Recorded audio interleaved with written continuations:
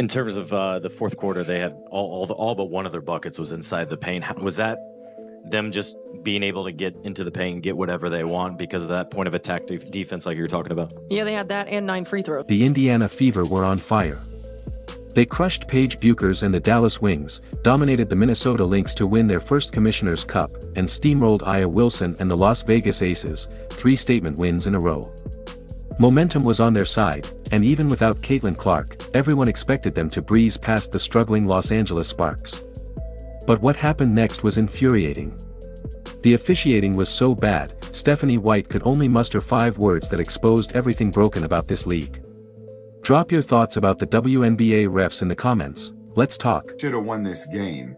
There was inconsistencies in the officiating. Wait until you see the second half. And I have everything. The Fever entered the game without their biggest star, and no one was prepared for what followed. Caitlin Clark was out with a left groin injury, her 5th consecutive game on the sidelines.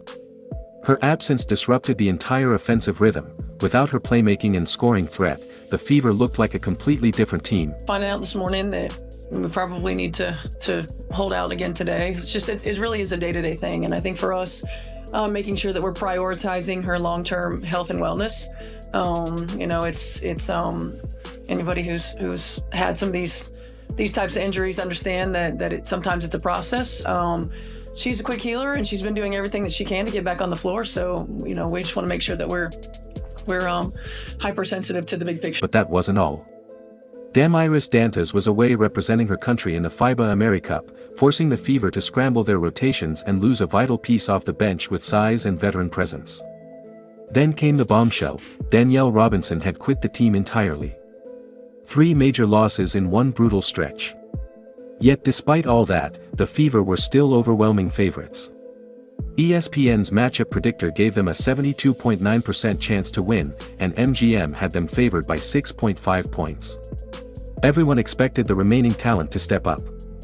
The logic was clear: the Sparks were one of the worst teams in the WNBA, struggling all season. The Fever had just completed a dominant 3-game run. Aaliyah Boston was playing elite basketball, Kelsey Mitchell had emerged as a vocal leader, and the team chemistry looked unstoppable. Howard looking back door for Mitchell, not there. Shot clock down to 7. McDonald feed inside, and it's Howard for 2. Something was clearly off beneath the surface. Without Caitlin Clark, the Fever's pace had slowed to a crawl, and the ball movement that once defined their offense disappeared. Aaliyah Boston wasn't getting enough touches to control the paint, and the system that thrived with Clark orchestrating things started to fall apart. Despite still having multiple all-star level players, the Fever looked disjointed, while the Sparks, usually just trying to stay afloat, seized the moment. On paper, Indiana had every advantage. So how did they manage to lose this game? I don't get it. Breanna Stewart, Aja Wilson, wait until you see what they did for Kelsey Plum tonight. They get all the calls. Touch fouls, anything. And guess what happens? Aaliyah Boston, the best center in the game, and guess what happens to her? She gets called for every touch foul and ends up in foul trouble this entire season and is still putting up MVP type numbers. What happens with Caitlin Clark? Have you ever seen her get a touch foul? Phantom call? No. The physicality, that's the WNBA when it comes to Caitlin Clark. But anybody else, the physicality disappears, and it's foul after. Expectations were sky high. Everyone assumed raw talent would carry the Fever through. They'd already proven they could win big games and still had championship-caliber players on the floor. The Sparks were supposed to be an easy target for a team with Indiana's remaining firepower. But the perfect storm of absences set the stage for disaster. The chemistry that fueled their winning streak had been built around Caitlin Clark's leadership, and without her orchestrating the offense, the cracks began to show. Role players who excelled in specific roles were suddenly asked to do too much, and as the game tipped off, the weight of those missing pieces became impossible to ignore. What does it take to get a team to be more consistent, especially from you on the coaching side of things? Yeah, I think a couple things. There's always got to be a high attention to knowing personnel. Oftentimes you don't get a lot of practice time, and so going over a lot of their sets, which you do, but at the end of the day, making sure we know our personnel, who we're going to run off the three-point line, what we're willing to give up. We've got to make sure that there's a high attention to detail. Even as the team faltered, 3 players refused to let the Fever go down quietly. Aaliyah Boston took over the paint, delivering a dominant 23-point, 12-rebound performance that deserved a win. She shot 9 of 17 from the field and hit 5 of 7 from the free throw line, finally getting touches when it counted. In a game full of chaos, Boston reminded everyone exactly why she's one of the league's brightest stars. Here's Mitchell off the screen, but can't connect on the three. Boston offensive rebound, rolls it in and a foul.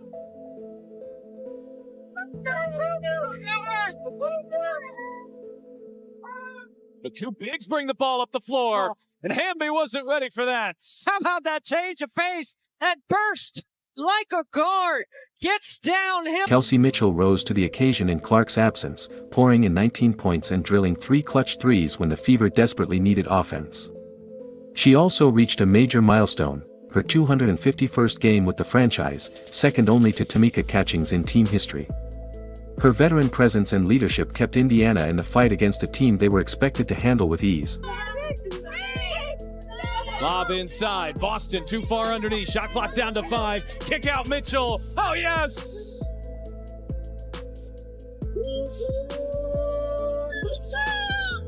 That wasn't all.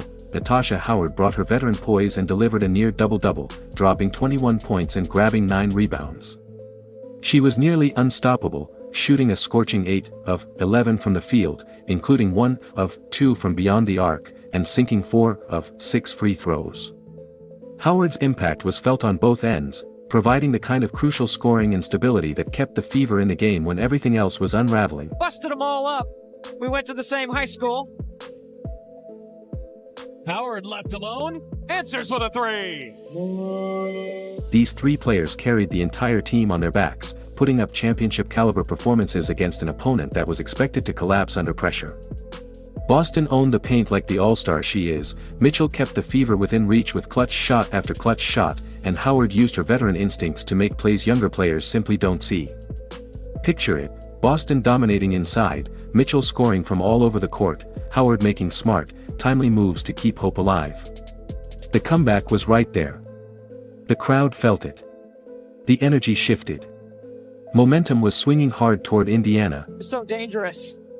They don't look like a 5-win team to me. Oh, and there's Timpson, sending it back. Here's where it gets interesting.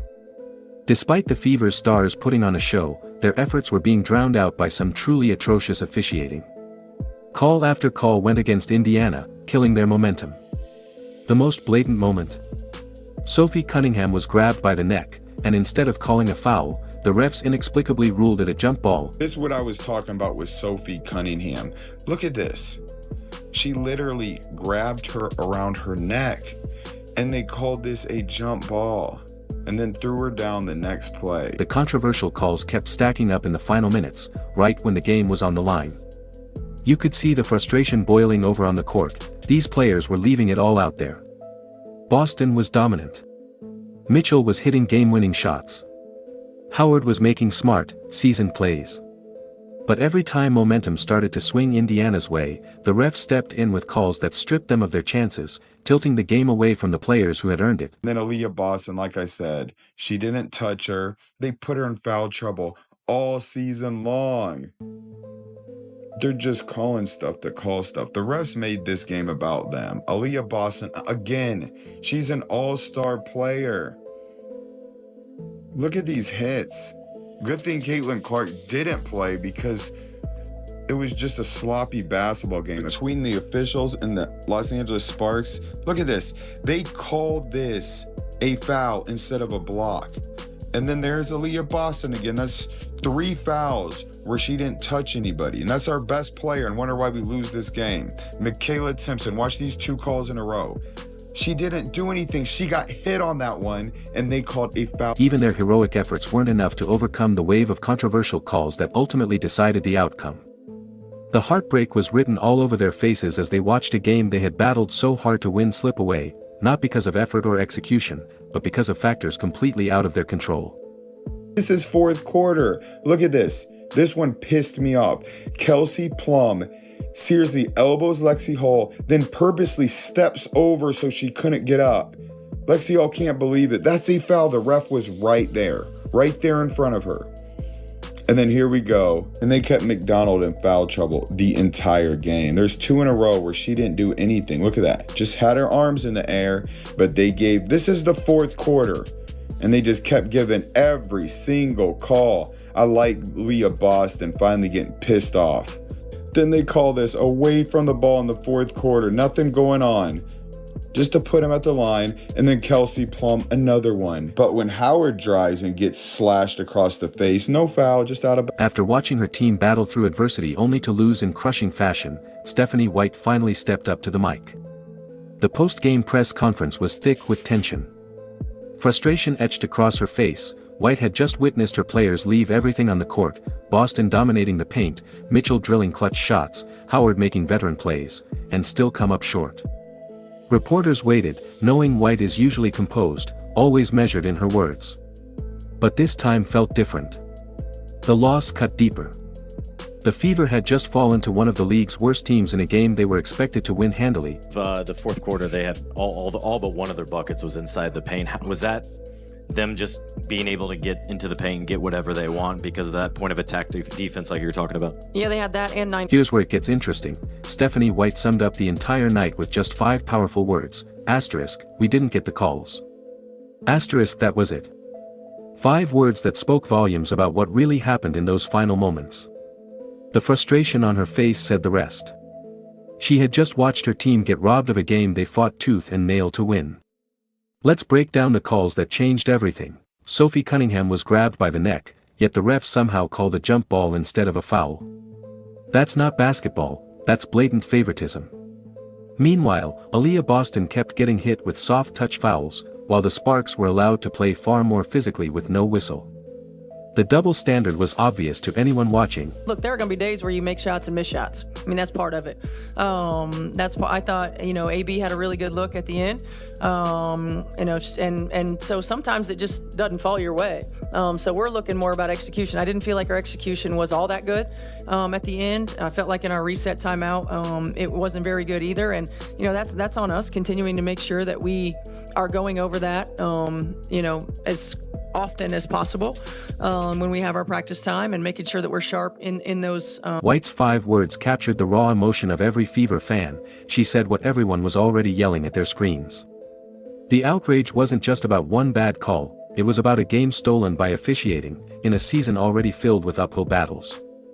The Fever were without their best player, juggling injuries, navigating roster changes, and now they had to fight the refs, too. Yet here's what makes this moment powerful. It proves how much talent and heart this team truly has. Despite everything, they nearly pulled off the win. Boston was dominant. Mitchell led with poise. Howard anchored with veteran grit. The foundation is there. And when Clark returns and the roster stabilizes, this team becomes dangerous. That loss? It wasn't just painful, it was a spark. White's 5 words weren't just frustration, they were a declaration. This team won't back down. They're building something real, and they're doing it the hard way, with resilience, character, and fire. Here is Boston on a handoff to Cunningham. Head full of steam to the rim, and a foul. Cunningham and 1. I mean, this is just a really good screen by Boston to give her a step, the switch. Sophie's having a good time. This crushing loss actually reveals something incredible about the Fever's championship potential. Just think about it, they were missing 3 key players, yet still nearly beat a team they were supposed to dominate. That's not a sign of weakness, that's resilience and raw talent shining through adversity. Here's where it gets exciting. Losing Clark, Dantas, and Robinson should have been a death sentence against any WNBA squad, but the Fever fought for all 40 minutes and stayed in it until the end. And now, the game-changing news. Clark's return is right around the corner. She's already back in drills, staying engaged from the bench, and Coach White is managing her comeback carefully. But Clark could be back as early as Wednesday against the Golden State Valkyries. Just imagine the lineup: Clark directing the offense, Boston dominating the paint, Mitchell lighting it up in clutch moments, Hall bringing spark in defense, and Howard anchoring with experience. That's not just a solid squad, that's a championship-caliber roster waiting to explode. Cunningham, Colson, give and go, and Colson hits a three. That's called a boomerang pass. But that's not all. This young core is being forged in fire, tested through the toughest stretch imaginable. Boston has proven she can carry the load when it counts. Mitchell has stepped up as a true leader, averaging 21.6 points across the 5 games Clark missed. These players aren't just getting by without their star, they're evolving into championship-level pieces. And looking ahead to 2025, that's the real story. The adversity they're facing now is laying the foundation for something special. Every narrow loss adds experience. Every gritty win builds belief.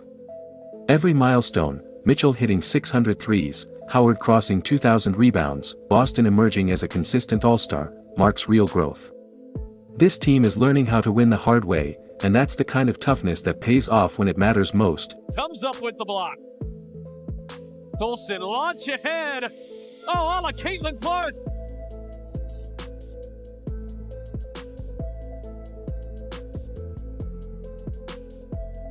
The schedule ahead is packed with opportunities: Golden State, Atlanta, Dallas, Connecticut, and New York.